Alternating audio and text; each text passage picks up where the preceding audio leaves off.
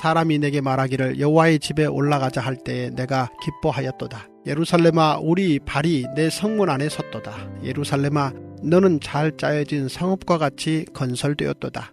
지파들 곧 여호와의 지파들이 여호와의 이름에 감사하려고 이스라엘의 전례대로 그리로 올라가는도다. 거기에 심판의 보좌를 두셨으니 곧 다윗의 집의 보좌로다. 예루살렘을 위하여 평안을 구하라. 예루살렘을 사랑하는 자는 형통하리로다. 내 성 안에 평안이 있고 내 궁중에는 형통함이 있을지어다. 내가 내 형제와 친구를 위하여 이제 말하리니 내 가운데에 평안이 있을지어다. 여호와 우리 하나님의 집을 위하여 내가 너를 위하여 복을 구하리로다.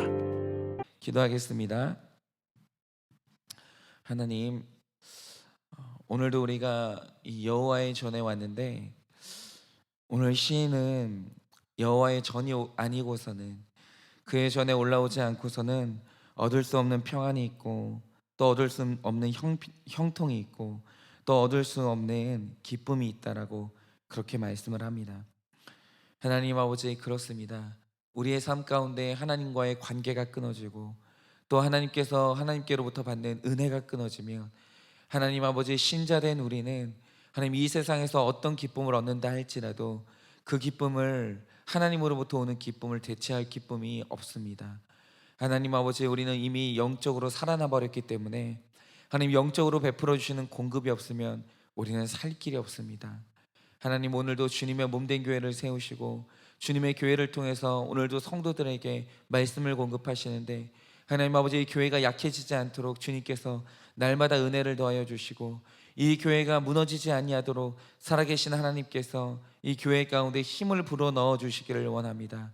오늘도 그 은혜를 바라며 순례의 길을 떠나 여기까지 온 주의 백성들이 있습니다. 주의 백성들에게 말씀하여 주시고 지치고 상한 심령 가운데 말씀을 공급하여 주사 다시 살아나는 경험을 할 수 있도록 주님께서 심령들 가운데 말씀을 허락하여 주시옵소서. 믿사움에 살아계신 예수님 이름 받들어 기도드립니다. 아멘. 영국의 유명한 작가 중에 그 엘리자베스 브라우닝이라는 사람이 있는데 제가 이분이 쓴 글을 이제 잠깐 아주 짧은 토막을 읽은 적이 있었는데 굉장히 인상적인 부분이 있더라고요. 그게 뭐냐면 이분은 결혼을 할 때 부모님이 반대하는 결혼을 했어요. 그런데 세상에 모든 게 법칙은 없는 것 같아요. 이 세상에 자식 이기는 부모 없다고 하잖아요. 이분들 부모님은 그 법칙이 안 통하는 분들이에요. 이분들이 대단한 게 딸이 부모가 반대하는 결혼을 이제 강행하니까 이분들이 딸에게 이제부터 너랑 나는 부모 자식이 아니다 라고 하면서 의절을 선언한 거예요. 그러니까 제가 정확히는 모르겠지만 이 가족하고 이 가문하고 결혼할 남자의 가문 사이에 신분의 차이가 있었던 것 같아요. 그래서 절대로 이제 받아들일 수 없다라고 하면서 아예 이제 의절을 선언했는데 이게 참 어쩔 수 없는 게 결국 내 뜻대로 사랑하는 사람하고 결혼했잖아요.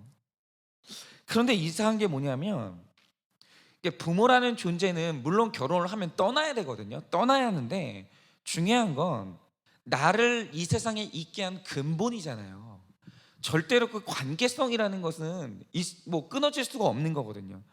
그런데 나를 낳아주신 부모와의 관계가 단절이 되고 더 이상 찾아갈 수 없게 되고 말할 수 없게 되고 그 친밀한 그 느낌이 완전히 세상에서 사라지니까 신혼인데도 불구하고 도저히 그 우울함에서 빠져나올 수가 없더라는 거예요. 여전히 내 부모님이 내 결혼에 반대하고 있고 세상에서 가장 친밀한 관계를 다시는 회복할 수 없다는 그 생각 때문에 마음 한구석이 신혼인데도 불구하고 내가 원하는 관계를 성취했고 사랑하는 사람을 만났음에도 불구하고 한쪽 구석의 슬픔을 잊을 길이 없더라는 거예요. 그래서 난 이대로는 살 수 없다라고 생각하고 이 결심한 게 뭐냐면 결혼한 직후부터 매주에 한 통씩 화해를 청하는 사랑의 편지를 부모님에게 보냈는데 이게 얼마를 보냈냐면 10년을 보냈어요. 10년을. 10년 동안 답장이 없었던 거예요. 이렇게 대단하죠, 이 부모님도. 그러다가 어느 날 10년 만에 드디어 부모님의 그 주소로부터 그렇게 기다리던 답이 왔어요. 그런데 단순히 자기는 편지 한 통만 와도 너무 기쁠 것 같은데 부모님의 집으로부터 웬 박스 하나가 도착을 한 거예요. 그래서 이 안에 뭐가 들어있을까? 도대체 어떤 걸 보냈을까? 그게 너무 이제 기대가 돼가지고 가슴을 이제 두근두근 거리는 가슴으로 이제 그 소포를 열어봤더니 세상에 그 안에 뭐가 있는 줄 아세요? 자기가 10년 동안 보냈던 그 화해의 편지가 개봉도 되지 않은 채로 단 한 통도 뜯어보지도 않은 채로 정확히 그 안에 다 쌓여 있더라는 거예요. 그러니까 이 부모님들이 한 통도 열어보지 않은 거예요. 한 통도. 결국 이분이 살아있는 날 동안 부모님과 화해하지 못했어요. 그런데 이 여자 작가가 이 일을 겪으면서 이런 말을 남겼어요. 부모님과 내 사랑하는 부모님과 화해가 이루어지지 않는 한 나에게 완전한 평화는 허락되지 않았다라는 거예요.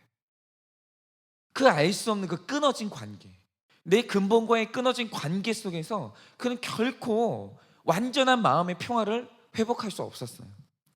여러분, 우리의 육체와 우리의 모든 감정이 창조될 때 사람이 사람답게 살려면 반드시 있어야 되는 감정 하나를 넣어주셨는데 그게 뭐냐면 기쁨이라는 감정이에요. 여러분 생각을 해보세요. 내가 지금도 살아있죠. 내가 지금도 모든 인생에 살아있는 사람으로서 기능을 모두 다 하고 있어요. 하고 있는데 그런데 도무지 기뻐할 만한 일이 없고 앞으로도 내 인생 가운데 기뻐할 만한 일이 없을 것 같다면 여러분 다 있는데 살 수 있겠습니까? 여러분 사는데 먹을 양식이 필요해요. 필요하죠. 그런데 그 양식만큼 중요한 게 뭐냐면 양식의 맛이에요. 양식의 맛. 그런데 인생을 단순히 사는 게 아니라 살 맛이 나게 만드는 게 뭐냐면 그게 기쁨이에요. 여러분 사람은 사는 것만으로는 안 돼요. 사는 맛이 있어야 돼요. 그런데 우리가 신자로서 마찬가지로 신자로서 교회를 다니는데 여러분 우리가 구원 받았어요. 그럼 교회 다녀요. 주일마다 예배 출석해요. 그럼 교회 다니면 끝입니까? 여러분 그걸로 신자 됩니까? 아니요. 제가 교회 생활 오래 해봤지만 교회를 다니는데 교회에 다닐 맛이 안 나잖아요. 교회 못 다닙니다. 여러분 제가 사역자잖아요. 저는 사명이 있습니다. 분명한 사명이 있는데 중요한 것은 뭐냐면 여러분 이 사명을 그냥 걸어간다고 걸어가집니까? 제가 많은 선배 사역자들을 봤고 저 자신도 사역을 하고 있지만 그거 불가능합니다. 여러분 사역을 하더라도요 사역할 맛이 안 나잖아요. 사역 얼마 못해요. 여러분 사역하면서 우울증 걸리는 사람 얼마나 많이 봤는지 몰라요. 저는 그렇게 안 되겠습니까? 될 수 있죠. 왜 사람이 사역을 하면서 사명이 분명한데 우울증 걸립니까? 이유가 뭐냐면 사역을 하는데 사역하는 맛이 없는 거예요. 사역할 맛이 없는데 사역을 하려고 하잖아요. 그거 고문입니다. 사역 못해요. 여러분 그런데 우리로 하여금 인생을 살 맛이 나게 만들고 교회를 다니면서 교회를 사랑할 맛을 나게 만들고 교회를 위해 충성하려면 반드시 있어야 되는 게 뭐냐면 교회 다니는 맛이 있어야 되는 거예요. 그렇죠. 여러분 가만히 일상생활하고 있는데 교회 생각나는 사람이 있어요. 교우가 보고 싶은 사람이 있어요. 교회 가고 싶은 사람이 있어요. 왠지 아십니까? 교회 와서 앉아있으면 교회 다니는 맛이 있는 거예요. 예배 드리려고 앉아있으면요 예배 드리는 맛이 있는 거예요. 여러분 그 사람은요 교회 못 잊어요. 일상생활을 하면서도 예배를 못 잊어요. 예배를 사모하게 되어 있는 것이죠. 여러분 그런데 그렇게 맛이 나게 만드는 거, 인생 살 맛이 나게 만들고 아이 키울 맛이 나게 만들고 예배를 사모하는 맛이 나게 만드는 여러분 그 맛을 만드는 인생의 맛을 만드는 게 뭡니까? 그게 기쁨이에요. 그런데 그 기쁨이 어디에서 오냐라는 거예요. 여러분 그런데 아주 재미있는 사실이 있어요. 그게 뭐냐면 누가복음 10장 21절을 보면은 그런 구절이 있어요. 참 신비한 구절이었는데 누가복음 10장 21절 상반절을 보면 이런 기록이 있습니다. 이때 여러분 이 구절에서 이 단어가 제일 중요한 거예요. 이때에 예수께서 성령으로 인해 기뻐하사라는 구절이 있어요. 여기 기쁨이 있어요. 그런데 이 기쁨과 이 때가 연결되어 있는 거예요. 여러분, 예수님이 성령으로 인해서 그때에 기뻐하셨다고 하는데, 예수님을 기뻐했던 그때가 언제인 줄 아세요? 여기에 반전이 있는데, 언젠가 갈릴리 지역에서 예수님이 많은 공을 들여서 전도를 하신 적이 있었어요. 그런데 그 전도가 어떻게 되는지 아십니까? 실패했어요. 전도하는 족족 사람들이 예수 믿어가지고 전도할 맛이 난 게 아니고요, 그 상황 때문에 맛이 난 게 아니고 전도가 실패했어요. 믿는 사람이 별로 없었어요. 그러니까 밤이 맞도록 수고했는데 얻은 게 없었던 거예요. 그러니까 예수님이 기뻐했던 그때는 언제냐면, 실망이 컸는데 전도가 실패했던 그때예요. 그때. 전도가 성공한 그때가 아니라 전도가 처참히 실패했던 그때에 예수님께서 성령으로 인해 기뻐했다는 거예요. 여러분, 이 말이 무슨 뜻이냐면, 실망할 수밖에 없는 상황이었어요. 맛이 나지 않는 상황이었어요. 그런데 상황이 예수님을 흔들 수 없도록 성령님이 기쁨이란 걸 넣어서 예수님의 사역을 굳건히 붙들었다는 거예요. 그의 가는 길을 굳건히 붙들었다는 거예요. 여러분, 이 사실이 말하는 게 뭡니까? 여러분, 기쁨은 상황에서 오는 게 아니에요. 여러분, 기쁨은 이 땅에서 오는 게 아니에요. 여러분, 근본적인 기쁨이라는 것은 사람에게 오는 게 아니에요. 여러분, 기쁨은 언제나 하늘에서 오는 거예요. 여러분, 사람의 마음을 진정으로 기쁘게 하는 것은 하나님으로부터 주어지는 선물이에요. 여러분, 주님은 이 땅에서 그분이 실패를 겪었을 때 성령을 통해서 하나님의 기쁨이 그 마음에 부어졌더라고. 오늘 말씀은 분명히 말하고 있어요. 여러분, 신자는요, 이 기쁨 받아야 돼요. 이 신비한 기쁨, 그리스도의 신비.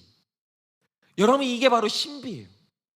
여러분, 그런 사람들 본 적 없었어요? 신자들 중에 도저히 기뻐할 만한 상황이 아닌데, 저거는 감사할 만한 상황이 아닌데 갑자기 있잖아요, 예배드리다 말고 감사합니다 그러는 거예요. 정말 진심으로 기뻐하는 거예요. 여러분, 왜 그 기쁨이 어디서 오냐라는 거예요. 근데 그의 사방을 둘러봐도 기쁨이 올 출처가 없는 거예요. 자식도 기쁨을 안 주고, 남편도 기쁨을 안 주고, 그렇다고 그의 소득이 기쁨을 주는 것도 아니고, 기쁨을 줄 출처가 보이지 않는데 그가 기뻐하고 있는 거예요. 그거 어디서 오는 기쁨인 줄 아세요? 하늘에서 오는 기쁨이 있다는 거예요. 여러분, 신자는요, 이런 기쁨을 받아야 진짜 기쁨을 누릴 수가 있는 거예요. 여러분, 신자는요, 이 땅에서 나는 것으로 절대 그 마음 못 채웁니다. 여러분, 기쁨이 직접적으로 성령을 통해 우리 마음에 들어올 수 있다라고 성경은 말하고 있어요. 성령이 넣어주신다라는 거예요. 성도는요, 이런 기쁨을 바라야 돼요. 그래야 어디를 가든지 성도는 행복해요. 그리고 이 기쁨이 있어야, 여러분, 상황에서 오는 기쁨 말고요, 이 기쁨이 있죠. 성령님이 주시는, 직접 넣어주시는 그 기쁨, 초자연적이고 신비한 기쁨이 있어요. 어디를 가든지 사람에게 내 기쁨 나눠줄 수 있어요. 그러나 어떤 상황에서도 늘 감사하고 즐거워할 수 있는 거예요. 그런데 여러분, 하늘의 기쁨이 아니라 상황적인 기쁨에 기대게 되잖아요. 그 사람 기복이 있을 수밖에 없어요. 이때는 좋았다가, 이때는 슬펐다가, 하늘 끝까지 올라갔다가, 하늘 땅 끝까지 내려갔다가. 기복이 있는 사람들의 특징이 뭡니까? 그 상황이 그 사람 조종하는 거예요. 그거 어쩔 수 없습니다. 그런데 여러분, 하나님과의 관계가 단절되면 영적으로 우리에게 주어지는 신령한 기쁨이 완전히 소실되고 싹 없어져 버리는 거예요. 그때 우리는 이 기쁨을 되찾으려고 많은 노력들을 하죠. 이것저것들로부터 기쁨을 찾으려고 하는데, 문제는 뭐냐면, 신자는 절대로 다른 것으로는 이 기쁨이 채워지질 않는다라는 거예요. 여러분, 오늘 시인이 그 힘든 유혹과 장애물과 그 어려운 고난들을 거쳐서 드디어 예루살렘 성전에 도착을 했어요. 그런데 시인이 도착한 예루살렘이 어떤 예루살렘이었냐? 예배의 전성기였던 다윗 시대의 예루살렘이었어요. 그런데 여러분, 이 시인이 도착을 딱 해보니까 오늘 말씀에 보면 예루살렘 성이 잘 짜여진 성읍이라고 하는데, 이건 단순히 건물만 말하는 게 아니고요, 성전 안에 있는 모든 예배자와 예배 인도자, 그 예배의 순서들이 딱딱딱 제자리를 잡고 활력이 넘치는 거예요. 설교자는 말씀을 전할 때 힘이 있어서 듣는 말씀이 내 마음 가운데 팍팍 꽂히는 거예요. 예배 끝나고 모든 사람들이 찬양을 하는데 다 손들고 찬양하면서 찬양의 예배가 영감이 흘러 넘치는 거예요. 만나는 사람들이, 예배 담당자들은 오는 사람들을 맞이하면서 한 사람 한 사람 손잡아주면서 너무나 기쁘게 모든 순서와 모든 예배자가 다 살아있는 거예요. 그런데 그런 성령 충만한 예배의 자리에 오니 그 긴 길을 오는 동안 느꼈던 유혹과 고단한 고민들이 이유를 알 수 없는데 싹 사라지는 거예요. 여러분, 그런 체험 해본 적 있으시죠? 일주일 동안 살면서 시달렸어요. 일주일을 살면서 상처를 받았어요. 내가 어떻게 살아야 되나라는 고민 가운데 예배 자리에 왔어요. 근데 예배의 말씀을 듣는데 말씀이 딱 내 말씀인 거예요. 말씀을 듣고 있는 내 삶을 어떻게 해석해야 되는지 다 해석해줘 버리는 거예요. 여러분, 그때 성도는 어떻게 되는 줄 아십니까? 일주일 동안 느꼈던 그 고단함과 무거운 무게가요, 다 사라져요. 말씀 한 번에, 예배 한 번에요, 성도는요 잃어버렸던 기쁨을 다 회복하는 거예요. 그렇지, 하나님이 나를 기억하시지, 하나님이 나를 버리지 않았지, 나는 살 길이 있지, 나는 소망이 있지. 여러분, 이 소망들이 물밀듯이 들어오면서요, 예배 한 번에 모든 걱정과 모든 인생의 시름이 싹 날아가 버리는 거예요. 여러분, 그런 체험 한 사람은요, 이 기쁨을 잊을 수가 없는 거예요. 그런데 그때 시인이 깨달은 게 있어요. 그게 뭐냐면, 여호와의 보좌가 있는 이 살아있는 예배, 그리고 이 예배 가운데서 체험하는 강력한 하나님의 인재가 아니고서는 이 땅에서 나를 채울 것은 아무것도 없다는 것을 그가 깨닫게 돼요. 그렇지, 이거 없이 나는 살 수 없지. 그리고 나서 시인이 6절 이하에서 간절히 소원하는 게 뭡니까? 예루살렘의 평안을 위해서 기도하는 거예요. 왜요? 사람은요, 좋은 교회, 좋은 지도자를 만나면 인생의 방황이 끝나는 거예요. 여러분, 생각을 해보세요. 그가 15일 동안 걸어서 15일 동안 사막길을 걸어가지고 예루살렘에 왔는데, 왔더니 예배가 다 죽어 있는 거예요. 왔더니 와가지고 15일을 걸어가지고 왔더니 설교자는 설교의 힘이 하나도 없는 거예요. 영감이 없는 거예요. 가만히 앉아있는데, 야, 저런 설교는 나도 하겠다. 내가 이 설교를 들으려고 15일을 버텼나. 야, 이게 예배인가.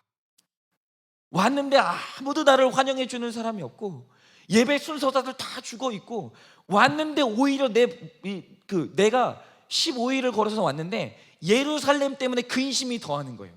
야, 이러다가 교회가 무너지나? 교회가 어떻게 이렇게 됐나? 이걸 어떻게 해야 되나? 교회가 나의 또 하나의 근심이 되는 거예요. 여러분, 그러면 여러분, 그 사람이 15일을 걸어서 예루살렘을 왔는데 예루살렘에 오니 근심이 하나 더 늘어나요. 살 수 있겠습니까? 여러분, 그런데 사람은요, 15일을 걸어서 왔더라도 좋은 교회, 좋은 지도자를 만나잖아요. 인생의 방황이 끝나는 거예요. 여러분, 그가 오늘 말씀에서 교회와 예배의 소중함을 깨달은 거예요. 여러분, 그런데 그가 영적 지도자에게 상처받고 교회가 무너지는 상처를 받으면 그때부터 일상의 모든 것이 문제가 없어도 영적 기쁨을 소실한 것 때문에, 영적 지도자와의 이 관계가 끊어진 것 때문에, 그가 교회를 향한 실망감 때문에 인생의 새로운 고난이 시작되는 거예요. 여러분, 그거는요, 사막길을 걷는 고통과는 비교도 할 수 없는 거예요. 그러므로 우리가 오늘 목숨 걸고 지켜야 되는 게 뭡니까? 내 인생에 평생 예배할 교회를 위해서 기도하셔야 돼요. 여러분, 나 혼자 잘 살면 되지? 그거 아닙니다. 여러분, 내가 오늘도 교회를 위해서 기도해야 되는 이유가 뭔지 아십니까? 거기에 내 영적인 기쁨이 달려있기 때문이에요. 여러분, 내 인생에 평생 예배할 교회를 놓고 기도해야 되고, 지도자에게 말씀의 영감이 떨어지지 않도록 기도해야 돼요. 왜냐하면 거기에 내 인생의 기쁨이 달려있기 때문입니다. 여러분, 성전과 말씀을 향하는 내 걸음을 멈추게 하는 것이 있다면 그게 무엇이든지 간에 여러분, 그것과 결별하고 영적 전쟁이 있어야 돼요. 왜요? 거짓된 평화, 그 거짓된 평안을 지키려다가 한순간에 예배의 행복과 기쁨을 빼앗길 수 있기 때문이에요. 여러분, 어떤 경우에도 여러분 영적인 중요성을 잊지 마세요. 내 영적인 하나님과의 관계에 대해서 여러분 그 기쁨을 절대로 가볍게 여기지 마세요. 여러분, 그게 제일 중요해요. 여러분, 늘 말씀드리지만 지금 내 삶 가운데 어떤 문제가 있잖아요. 그 문제의 본질이 뭔지 아십니까? 영적인 문제예요. 그거 영적으로 살아있고 영적으로 내가 해석받고 있으면 그거 다 타고 넘어갈 수 있어요. 그런데 왜 그 문제가 문제가 되냐? 왜 그 한마디가 걸려가지고 넘어가지질 않냐? 왜 그 사람의 행동 하나가 잊혀지질 않느냐? 영적인 문제예요. 영적으로 살아있지 못하고 영적으로 내가 깨어있지 못하고 내가 영적으로 해석받고 있지 못하니까 여러분 그 작은 말 한마디, 눈빛 한마디, 그 사람의 행동 하나가 넘어가지질 않는 거예요. 여러분, 다 영적인 문제예요. 그러므로 어떤 경우에도 예배에 실패하지 마세요. 어떤 경우에도 하나님과 만나는 이 시간을 타협하지 마세요. 여러분, 오늘 시인처럼 여호와의 집을 사모하고 사막길을 걷더라도 하나님과의 화목에 목숨 거는 성도는 성령이 주는 기쁨과 형통함을 잃지 않을 줄을 믿어요. 여러분, 절대로 영적인 이 영적인 세계를 잃어버리지 마세요. 이것을 등한시하지 마세요. 여기에 내 인생의 기쁨이 달려있다는 그 사실을 인지하시고 반드시 사수해내시고 날마다 큐티함으로 내 인생을 말씀으로부터 기쁨을 공급받는 그 인생을 사시기를 예수님의 이름으로 축복을 드립니다.